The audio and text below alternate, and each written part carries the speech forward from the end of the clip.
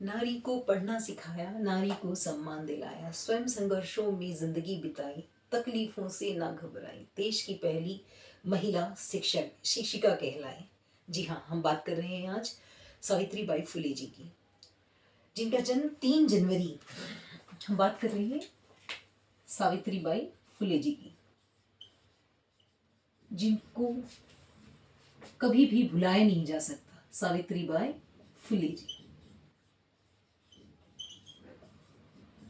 अगर हम नारी सशक्तिकरण की बात करें तो सबसे पहले नारी सशक्तिकरण का द्वार प्रशस्त करने वाली महिला जो है वो सावित्री बाई फुले हैं, क्योंकि जिस समय इनका जन्म हुआ उस समय तक नारी को शिक्षा का अधिकार ही नहीं था। देश एक तरफ तो अंग्रेजों के आतंक से परेशान था, और दूसरी तरफ वहां देश के अंदर ही व्याप्त कुरीतियों ने शूद्रों, महिलाओं, इनका जीवन संकट में डाल रखा था। ठीक है, इनका जन्म होता है 3 जनवरी 1831 को। ठीक है, इनका जन्म हुआ महाराष्ट्र के सतारा जिले में, एक जगह है नायगांव। ये इनके गांव का नाम है नायगांव। ठीक है, नायगांव में इनका जन्म होता है। इनके पिता का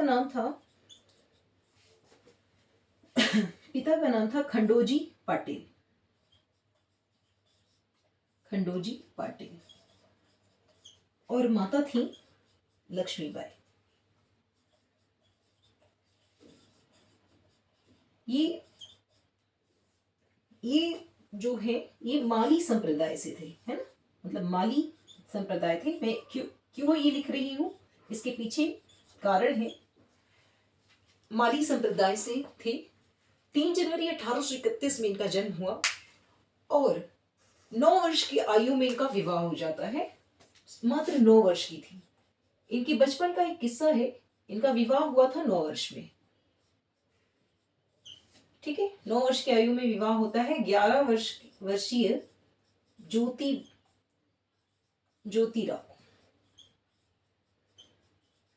ज्योतिराव के साथ, जो आगे चलकर ये ज्योतिराव महात्मा की इनको उपाधि मिली। इनको महात्मा की उपाधि दी गई और ज्योतिबा के नाम से इनको जाना गया, महात्मा ज्योतिबा। ठीक है, तो ये एक संक्षिप्त जीवन परिचय मैंने बताया कि 3 जनवरी 1831 में जन्म हुआ और माता पिता की डिटेल मैंने आपको बताई। एक इनके बचपन का किस्सा है कि एक बार ये किताब को पढ़ने की कोशिश कर रही थी और इनके पिता ने इनको डांटते हुए बोला कि ये हमारे लिए नहीं है, मतलब तुम महिलाओं के लिए ये शिक्षा नहीं है। और उसी समय इनको ऐसा लगा कि ऐसा कैसे असमानता है कि पुरुष वर्ग के लिए कुछ है और स्त्री के लिए नहीं है। तो जो समानता और असमानता की हम आज बात करते हैं, उसको सबसे पहले उसका द्वार खोलने वाली अगर कोई महिला है तो उनका नाम सावित्रीबाई फुले जी है। उनका विवाह हो जाता है 9 वर्ष की आयु में और वो विवाह कर चली जाती हैं पुणे। वहां पर उन्होंने ज्योतिराव से अपनी बात बताई कि वो आगे शिक्षित होना चाहती हैं और समाज के लिए कुछ करना चाहती हैं। ज्योतिबा जो थे वो स्वयं समाज सुधारक थे, मतलब उनको समाज में व्याप्त कुरीतियों के खिलाफ विरोध करना उनको पसंद था। वो चाहते थे कि समाज जब शिक्षित होगा तो आगे बढ़ेगा। ज्योतिराव ने उनको पढ़ाना शुरू किया। घर पर नहीं पढ़ा सकते थे तो वो खेतों में जब काम करने के लिए जाते और सावित्रीबाई खाना लेकर आती, वो पढ़ाना शुरू करते उनको। धीरे धीरे कुछ समय तक तो ये चलता रहा, पर ये बात बहुत दिन लंबे समय तक छुपी नहीं। और जब लोगों को पता चला तो उनके घर वालों ने और उनके गांव वाले ने उनको निष्कासित कर दिया। उस बीच ज्योतिराव के एक मित्र थे उस्मान शेख। ठीक है, उस्मान शेख, और उनकी एक बहन थी फातिमा शेख। तो जब उनको निष्कासित कर दिया गया तो वो उस्मान शेख के घर जाकर रहने लगे। वहां पे उन्होंने शरण ली। वहां पे फातिमा शेख जो उनकी बहन थी उस्मान शेख की, उनसे सावित्रीबाई की बहुत अच्छी मित्रता हो गई। ठीक है, और उन्होंने भी अपनी इच्छा जाहिर की कि मैं भी पढ़ना चाहती हूँ और शिक्षित होना चाहती हूँ, देश के लिए, समाज के लिए कुछ करना चाहती हूँ, अपनी जो नारी वर्ग है उसके लिए, उनको उत्थान के लिए कुछ कार्य करना चाहती हूँ। दोनों में गहरी मित्रता हो जाती है और दोनों शिक्षा साथ साथ ग्रहण करती हैं। फातिमा शेख पहली मुस्लिम संप्रदाय, है ना, मुस्लिम वर्ग की पहली महिला शिक्षिका थी और सावित्री बाई पहली महिला शिक्षिका, मतलब मुस्लिम वर्ग की ये है और सावित्री बाई फुले तो पहली है ही। ठीक है, उसके बाद दोनों शिक्षित हो जाती हैं। 17 वर्ष की आयु में वो पहला, जब वो शिक्षित हो जाती हैं तो पहला स्कूल खोलने का निर्णय लेती हैं। स्कूल खोलने के लिए उनके पास कोई संसाधन नहीं थे, पैसा नहीं था। उन्होंने एक छोटी सी जगह से स्कूल की शुरुआत की और जब उन्होंने स्कूल खोला तो सबसे मुश्किल समस्या थी कि वहाँ पर बालिकाओं को कैसे लाएं। तो वो घर घर जाकर लोगों को बताती, अवेयर करती और बमुश्किल उन्होंने 9 बालिकाओं को इकट्ठा किया। धीरे धीरे ये कार्य हुआ 1848 में, जो उन्होंने विद्यालय खोला था। कब खोला? 1848 में। और 1851 आते आते यहाँ पर 9 बालिकाएं थी, ये 150, इनकी संख्या 150 हो गई। ठीक है, तो उस समय कहा जाता है कि इतने तो पुरुष भी, जो बालक थे यानी जो बच्चे थे, जो लड़के थे, उतने तो वो भी नहीं जाते थे स्कूल जितनी बालिकाएं ने जाना शुरू कर दिया। इस कार्य में उनको बहुत मुश्किलें आई, क्योंकि जब वो पढ़ाने जाती थी तो उनके ऊपर गोबर फेंका जाता, कीचड़ फेंकी जाती, पत्थर मारे जाते, उनकी साड़ी जो पहन के जाती थी वो गंदी हो जाती। तो अपने साथ हमेशा ज्योतिबा से जब उन्होंने ये बात बताई तो उन्होंने बोला आप अपने साथ एक साड़ी, अतिरिक्त साड़ी लेकर जाया करें। एक पहन के जाती थी और एक अपने साथ लेकर जाती थी। स्कूल जाने पर, विद्यालय पहुंचने पर उस साड़ी को बदलती और फिर वो पढ़ाने का कार्य शुरू करती धीरे धीरे। लेकिन ये कितने समय तक चल पाता? लोग रोज इस तरह का कार्य करते। एक बार एक व्यक्ति उनके पीछा करते हुए उनके स्कूल तक पहुंच जाता है और उनको भला बुरा कहने लगता है। वो उठती हैं और उसको एक जोरदार थप्पड़ लगाती हैं, क्योंकि अब उनकी सहन शक्ति ने जवाब दे दिया था। उन्होंने एक जोरदार थप्पड़ लगाया और वो वहां से भाग गया। उस दिन का दिन था। उसके बाद उनको कभी भी अतिरिक्त साड़ी ले जाने की जरूरत नहीं पड़ी, क्योंकि जो लोग चढ़ रहे थे उनके ऊपर, कीचड़ फेंकते थे, वो अब शांत हो चुके थे। वो समझ गए थे कि अब जो समाज है उसमें बदलाव आ रहा है। ठीक है, तो यहाँ तक की कहानी आपको समझ में आई। आगे उन्होंने एक काव्य का, जिनका उन्होंने एक कविताओं का रचना की, एक उसका संग्रह है, उसको काव्य फुले के नाम से जाना जाता है। उसका अनुवाद फातिमा शेख जी ने किया, जो उनकी मित्र थी। ठीक है, सावित्री बाई फुले ने कुछ कविताएं लिखी, उसका संग्रह है किसमें? सावित्री बाई फुले की जो कविताएं हैं उनका संकलन है काव्य फुले। ठीक है, ये एक पुस्तक है। उनको इस पुस्तक को छपवाने में, इसको पब्लिश कराने के लिए भी कड़ी मशक्कत करनी पड़ी। इसका अनुवाद किया उनकी जो मित्र थी फातिमा शेख ने। इनके साथ एक नाम और आता है सुगना राव। ठीक है, सुगना बाई कहते हैं, वो इनकी ज्योतिबा की वो चचेरी बहन थी। इन सब ने मिलकर, उन्होंने भी जो नारी शिक्षा है उसमें उनका बहुत योगदान दिया, उनके साथ रही और उनका बहुत योगदान दिया। धीरे धीरे उनके लगातार प्रयास करते रहने से जो नारी जो शिक्षा की बात थी, वो शिक्षा अब धीरे धीरे नारी शिक्षित होने लगी। लेकिन अभी भी बहुत सारी बुराइयां थी। देखिए, एक तो नारी को शिक्षा का अधिकार नहीं था, यानी नारी शिक्षित नहीं हो सकती। शिक्षा का अधिकार जो था वो क्या था? नहीं था, अधिकार नहीं था। ठीक, शिक्षा का अधिकार नहीं है। ठीक, साथ साथ विधवा विवाह, यानी विधवा, छोटी बहुत अल्पायु में ही शादी हो गई। स्वयं सावित्री बाई की जो विवाह हुआ था वो कितने 9 वर्ष में हो गया था। तो बहुत छोटेपन में विवाह हो जाता था और विधवा विवाह निषेध था। उस समय विधवा विवाह निषेध था। ठीक, विधवाओं को बहिष्कृत कर दिया जाता था। विधवाओं को क्या किया जाता था? समाज से बहिष्कृत, उनको बहिष्कृत किया जाता था। और उनके साथ ही देखिए कितनी बड़ी महिलाओं के साथ प्रताड़ना थी कि इन विधवाओं को पहले समाज से बहिष्कृत किया जाता था और इनका ही यौन शोषण होता था।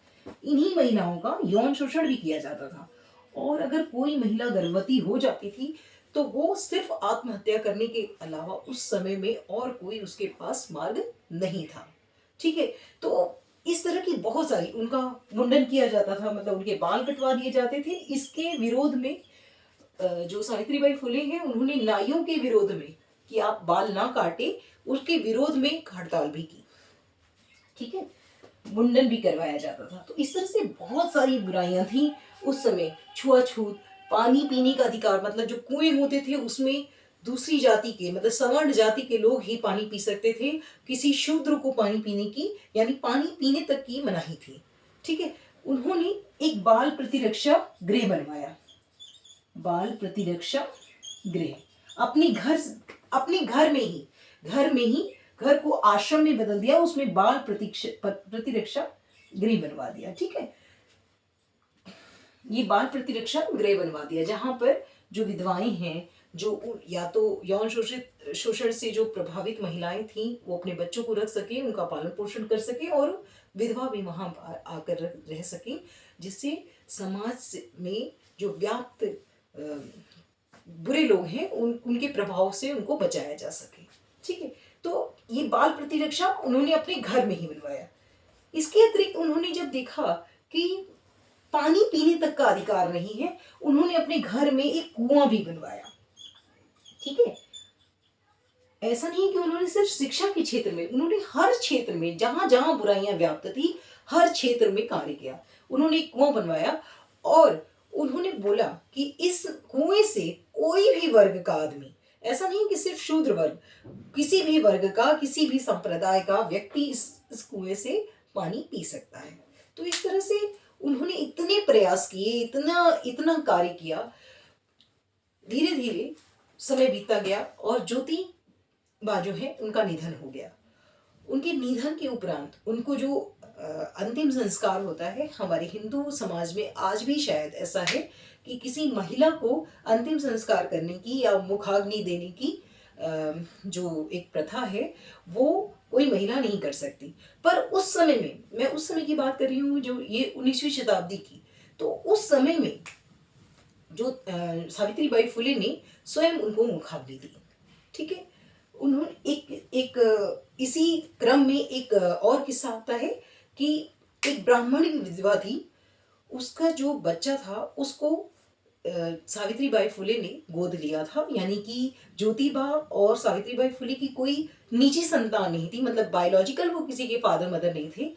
वरना तो आज सावित्रीबाई फुले को पूरा पूरा हिंदुस्तान माँ के नाम से जानता है, माँ सावित्रीबाई उनको बोलते हैं।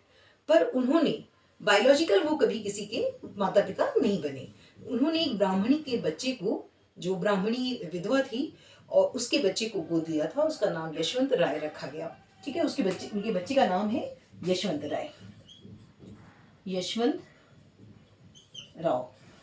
ठीक है, ये बहुत बड़े चिकित्सक बने और इन्होंने भी चिकित्सक बने। ठीक है, और समाज के लिए इन्होंने भी, यानी डॉक्टर बने और इन्होंने भी समाज के लिए बहुत कार्य किया। ठीक है, उस दौरान क्या होता है कि प्लेग की बीमारी फैल जाती है और प्लेग में जगह जगह वो शिविर लगाते हैं। जो सावित्रीबाई फुले हैं वो लोगों की अच्छी देखभाल करती हैं, उस शिविर में लोगों को लेके आती हैं, और फिर इनके जो बेटे हैं यशवंत राय, ये उनका इलाज करते हैं। इसी प्लेग के दौरान सावित्रीबाई फुले जो उस संक्रमण में आ जाती है, संक्रमण की चपेट में उनको आना पड़ जाता है। उसके कारण ये कि वो बहुत सारे संक्रमित लोगों के संपर्क में थी। ठीक है, प्लेग के संक्रमण के कारण 1897 में 10 मार्च डेट है, 10 मार्च 1897 में प्लेग संक्रमण के कारण उनकी मृत्यु हो जाती है। पर इनकी मृत्यु नहीं हुई, ये अमर हो गई। और मैं पूरे विश्वास से कह सकती हूँ कि अगर वो नहीं होती, उनका ये जो प्रयास था नारी सशक्तिकरण का, अगर उन्होंने इस ओर कार्य नहीं किया होता, तो आज भी हम शायद शिक्षा की ओर आगे नहीं बढ़ पाते। उनका स्वयं का जीवन बहुत ज़्यादा संघर्षों से बीता, पर हमारे लिए, मतलब हम उनके बाद वाली जो जितनी भी जनरेशन है, उन्होंने सभी महिलाओं के लिए रास्ते खोल दिए। इसी आशा के साथ कि आपको ये वीडियो अच्छा लगे, प्लीज़ लाइक, सब्सक्राइब और शेयर जरूर करें। मैंने अपना कदम उठा लिया है, अब आपकी बारी है। आपको ये वीडियो आगे फॉरवर्ड करना है, हर महिला तक पहुंचाना है, जो देश के पे जिन्होंने भी किसी भी क्षेत्र में बहुत अच्छा कार्य किया है। हर बच्चे को, चाहे वो पुरुष हो महिला हो, हर इंसान को ये बात पता होनी चाहिए कि किस क्षेत्र में किस महिला या पुरुष ने एक अदम्य साहस दिखाया है। चलिए, जय हिंद। मिलते हैं अगले वीडियो में, तब तक के लिए ध्यान रखिए। Bye bye.